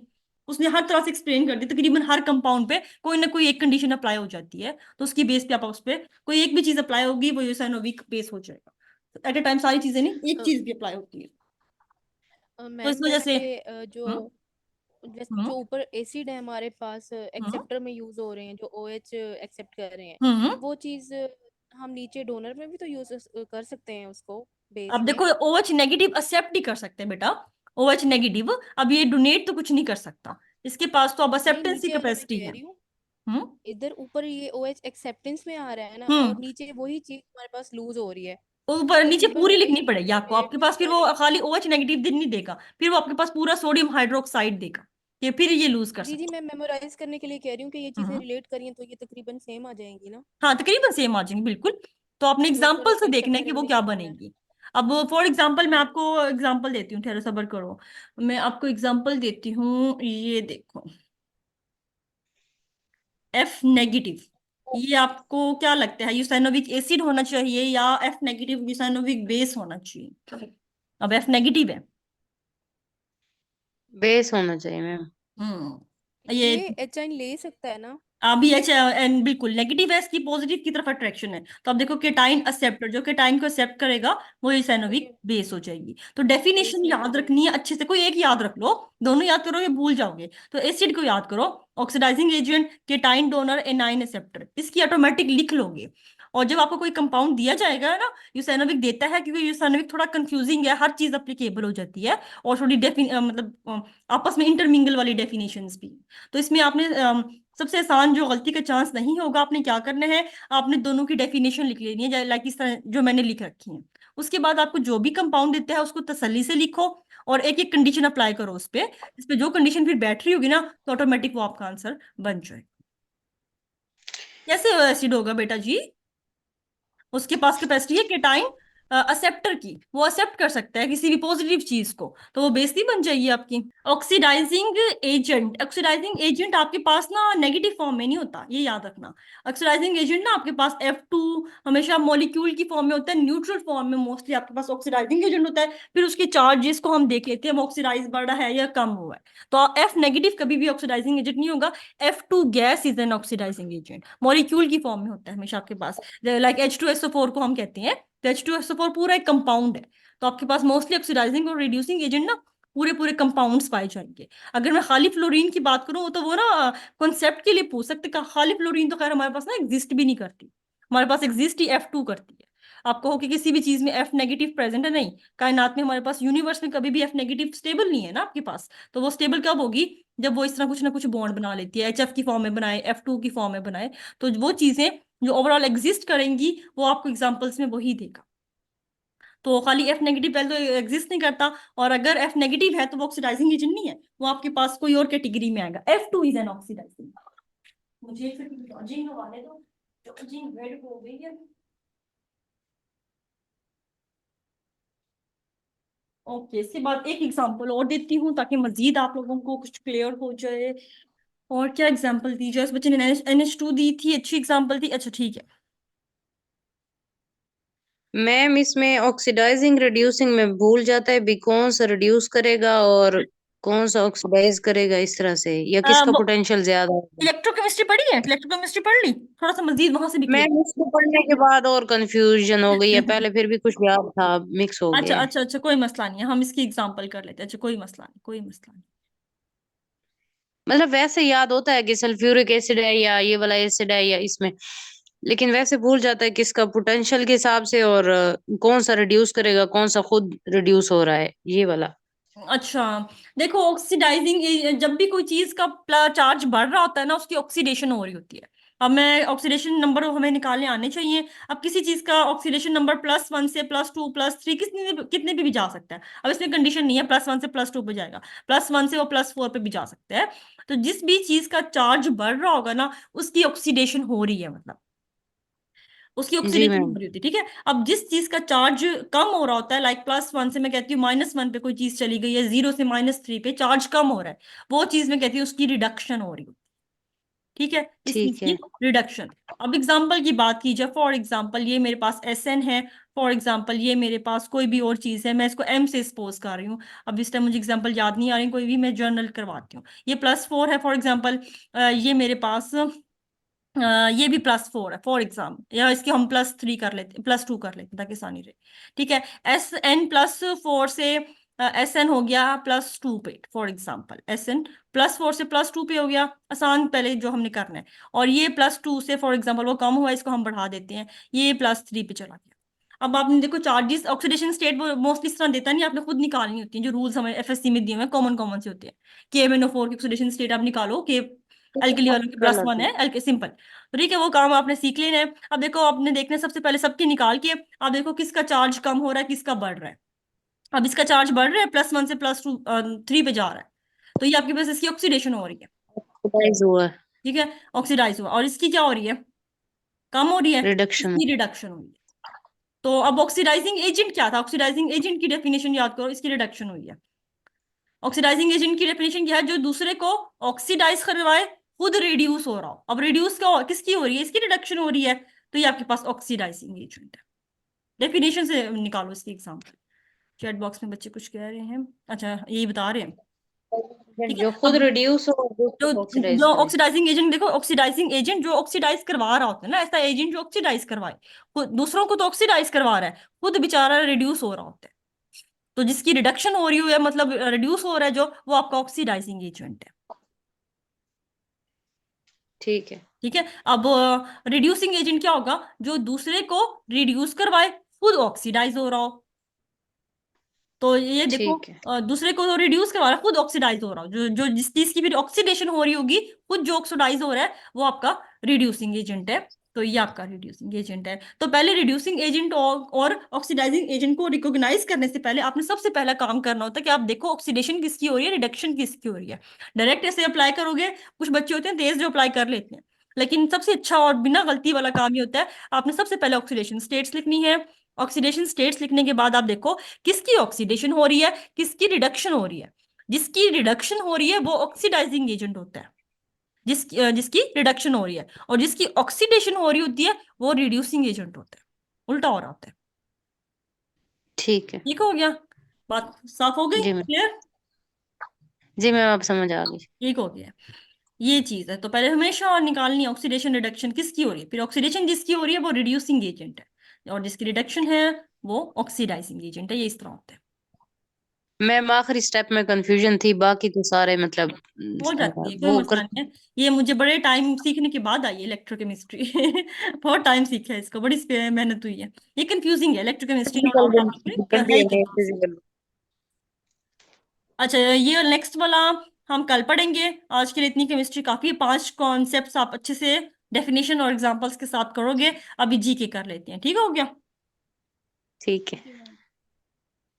ओके, आज जीके में थोड़ी सी केमिस्ट्री करनी है। एक तो हमने जो अक्सर आया होता है लास्ट वाले बच्चों को तो अब याद होगा, नए वाले बच्चों के लिए नई चीज है। हमने ना अक्सर आपसे अक्सर वाइवा में पूछते हैं वैसे तो, लेकिन एक बार इनमें से कोई एक आया हुआ है पास्ट पेपर्स में भी। तो आपको कॉमन नेम्स याद हो हमारे पास पीरियोडिक टेबल के ग्रुप्स के। अब पीरियोडिक टेबल की बात की जाए तो पीरियोडिक टेबल को बेटा जी हम लोगों ने मोटा मोटा इतना सबको पता होगा कि पीरियोडिक टेबल को हमने 2 ग्रुप्स में 4 ग्रुप्स में डिवाइड किया हुआ है, और ओवरऑल क्लासिफिकेशन 2 सब ग्रुप्स में की है। एक हमारे पास एक ग्रुप होता है जिसको हम रिप्रेजेंटेटिव ग्रुप्स भी कहते हैं। ये 2 ग्रुप और ये आखिरी के 6 ग्रुप हमारे पास एक ग्रुप कहलाते हैं। 1A, 2A, 3A, 4A, 5A, 6A, 7A, 8A। और इनको हम ओवरऑल बी ग्रुप में लेके आते हैं। तो ए ग्रुप के जो है उसमें से ज्यादा क्वेश्चंस आए होते हैं, बी वालों में से खैर अब तो वो बी में से ज्यादा देने लग गया है, क्योंकि उसको पता चल गया ए वाले बच्चों को आ गए हैं, तो बी से एमसीक्यूज कोऑर्डिनेशन वगैरह से ज्यादा बना रहा होता है। लेकिन जनरल नॉलेज जो है वो आपको थोड़ा बहुत नहीं आ रहा होता। तो जनरल नॉलेज के लिए आप लोगों ने इनके नाम याद रखने हैं। जो फर्स्ट ए है वो तो आपको याद है, अल्कली मेटल्स कहते हैं हम उनको। जो सेकंड है वो उसको आप कहते हो एल्कलाइन अर्थ मेटल्स।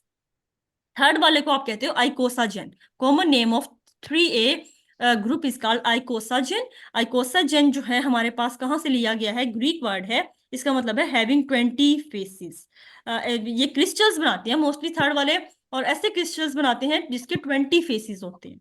तो जिसकी 20 मुंह हो, इनको मैं कहती होती हूँ बच्चों को आइकोसाजेन। इस तरह याद रखना है आपने कि आपकी जो भी फ्रेंड जो आपको अच्छी नहीं लगती ना, जो किसी और के साथ भी होती है आपके साथ भी होती है, जिसके बहुत सारे मुंह होते हैं, मुंह पे कुछ पीछे कुछ, उसका नाम आपने आइकोसाजेन रख देना है। और उसका आपने थर्ड उसका नाम एल्यूमिनियम रख देना है, बल्कि एल्यूमिनियम फर्स्ट मेंबर है ना थर्ड ए का, उसका एल्यूमिनियम नाम रख दो आइकोसाजेन। और ताकि उसके बहुत सारी शक्लें हैं। आप किसी को क्या है ना देना, मैम ये कहती है। जस्ट आपको याद करवाने के लिए कह रही हूँ।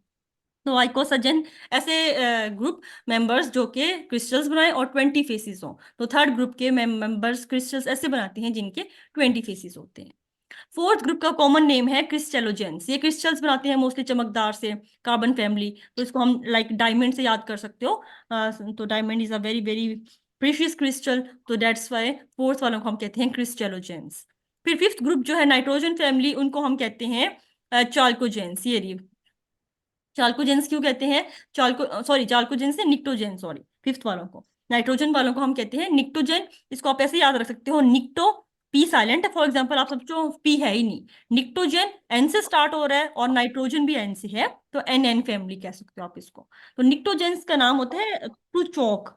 चौक मतलब ये होता है कि आपको सफोकेशन कर देना। तो ये ऐसे ऑक्साइड्स या ऐसे हाइड्रोजन के साथ मिलकर कंपाउंड्स बनाते हैं कि जब आप इनको इनहेल करते हो ना, तो आपकी सफोकेशन स्टार्ट हो जाती है, लंग्स को क्लॉग कर देते हैं। इसलिए हम इनको कहते हैं निक्टोजेंस। तो अब अगर जो बंदी या जो बंदा लड़के डाई लगाते हैं, तो उसमें आपने देखा होगा, आप देख कहते हो कि ना मुझे ऐसा डाई दो जिसमें अमोनिया कम से कम हो। अमोनिया फ्री डाई ले रहे होते हो। क्यों? क्योंकि अमोनिया जो है वो निक्टोजेन है। अमोनिया, जिस बंदे को अस्थमा या डस्ट एलर्जी या फिर कोई एलर्जी है ना टाइप की, वो जैसे ही लगाता है ना डाई बेटा, तो क्या होता है, डाई आपकी स्किन के जरिए एब्जॉर्ब होके ब्लड में जाता है। जैसे ही ब्लड में अमोनिया जाता है, उसकी चॉकिंग स्टार्ट हो जाती है, उस बंदे को सांस नहीं आ रही होती। फिर वो एंटी एलर्जिक ले रहा होता है डाई लगाने के बाद, कि थोड़ी सी कमी हो जाए। तो इस वजह से हम नाइट्रोजन फैमिली को निक्टोजेंस कहते हैं, कि ये जो है चॉकिंग और सांस बंद करने वाले मटेरियल्स बना रहे होते हैं, टू चॉक।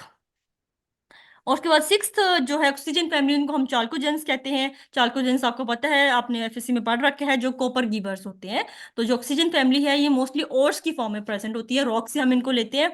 और ये जो ओर्स बना रखे होते हैं ना इन्होंने, कॉपर के साथ बना रहे होते हैं। ऑक्सीजन भी कॉपर के साथ ओर्स बनाए खड़ा होता है, ये सल्फर भी, सेलेनियम भी, टेरिडियम, जितने भी सारे हैं, ये मोस्टली कॉपर के साथ ओर्स बनाना पसंद करते हैं नेचुरली। और जब हम ओर्स को तोड़ते हैं किसी भी प्रोसेस के थ्रू, तो कॉपर अलग हो जाता है, ऑक्सीजन अलग। हमने जो भी रिक्वायर्ड है अपना, इनमें से रिक्वायर्ड हम अपना रिक्वायर्ड ले लेते हैं, और कॉपर साथ मिल जाता है। तो इस वजह से हम इनको कहते हैं चाल्कोजेंस, कॉपर गीवर, कि इनके जो ऑर्स बने होते हैं वो कॉपर के साथ होते हैं। हेलोजेंस बहुत मोस्ट कॉमन आपको पता है, कि सॉल्ट फॉर्मिंग और नोबल गैस का भी आपको पता है, या इनर्ट गैस के जो रिएक्टिव नहीं होती, उनको हम कहते हैं। तो इनकी कॉमन नेम्स आप लोगों ने याद कर लेने हैं 8A ग्रुप वालों के। और आज का जीके केमिस्ट्री से ही है, और दूसरा एक दो मैं आपसे पूछ लेती हूँ, चलो जल्दी जल्दी बताना है, बिकॉज हमारे पास सिर्फ 6 मिनट रह रहे हैं। मुझे आपने बताना है, सिटी ऑफ मैंगोज कौन सा शहर कहलाता है पाकिस्तान का? अक्सर इस टाइप के आए होते हैं, सिटी ऑफ मैंगोज। अगर किसी को आता है तो चैट बॉक्स में लिखता जाएगा, नहीं आता तो तुक्का भी लगा सकते हो। अब यहाँ पे कोई वो नहीं चल रहा, कोई मसला नहीं, आप तुक्का लगा सकते हो। Multan is not called the city of, मुझे 100% श्योर था, मैं ऑप्शन दूंगी भी, मैं भी पीपीएससी में होती। Multan is not called the city of mangoes, ये हम कहते हैं हमारे मुल्तान। अब तो आप वो भी नहीं कह सकते वैसे, अब तो डीएचए बन गया, उसने वही काट दिया। नहीं, सिंध एक सूबा है, Fariyal Sindh is not a city. Which city of Pakistan is called the, अच्छा उसका नाम एम से बनता है। अच्छा एक हिंट भी देती हूँ, नो, अवैस रहीम यार Khan is not an option, is not a correct option. उसका नाम असल में ना, आज मेरे पास मुझे एकदम याद आया, जीके नहीं बनाई मैंने, तो फिर मुझे पास टाइम नहीं मिला, वरना मैं ऑप्शन रख एग्जैक्टली रिदा पहुंच गई है।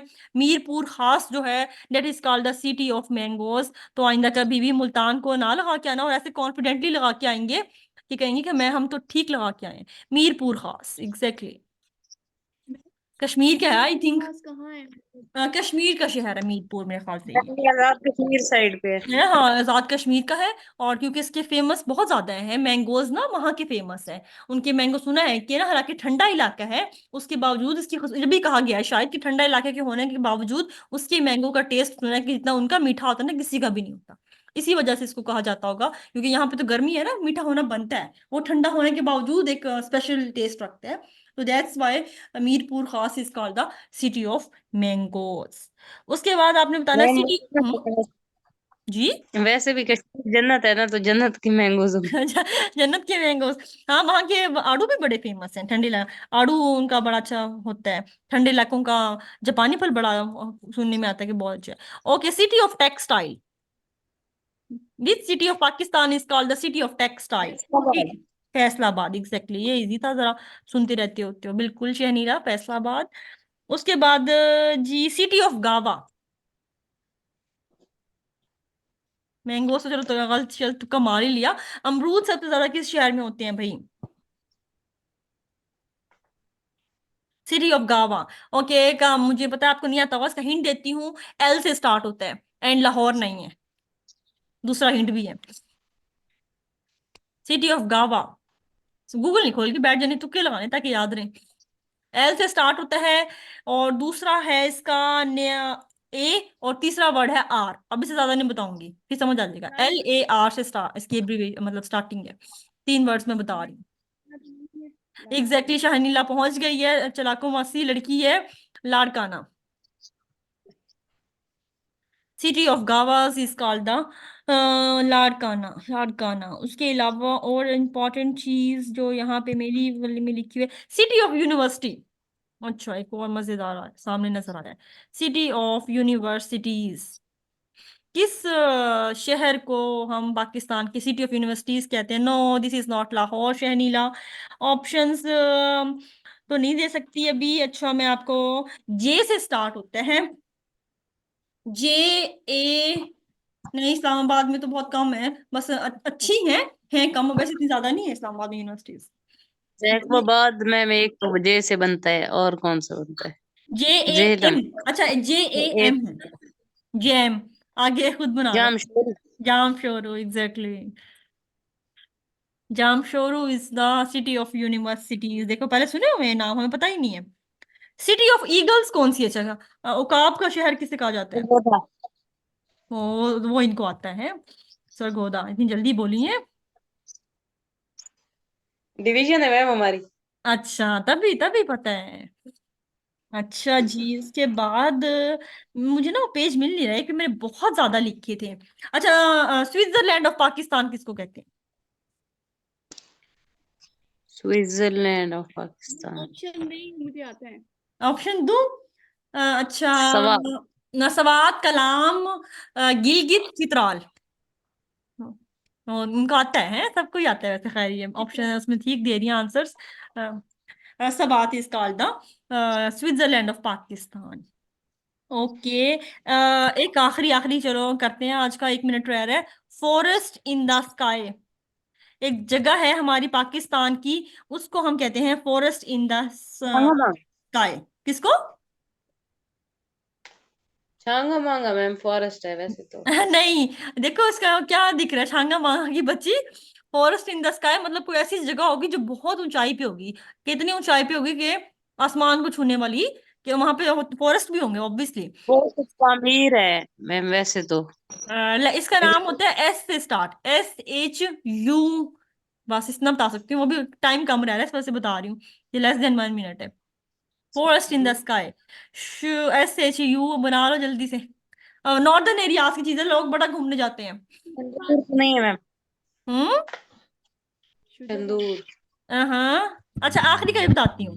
आखिरी वर्ड एन है। वो पहुंच गई है। शनीला बहुत तेज है इन चीजों में, इसके साथ वो खेलनी चाहिए। शुगरान, आई थिंक तो बहुत, मैंने वैसे देखा नहीं हुआ। जनरल नॉलेज ही पता है मुझे। होता होगा, ऊंचाई पे होता होगा, तो इस वजह से इसको forest in the sky Pakistan में इस प्लेस को कहा जाता है, शुगरान। इस तरह हमारे एक दो आए होते हैं आपके इंटरव्यू इंटरव्यू में, सॉरी, जनरल नॉलेज में।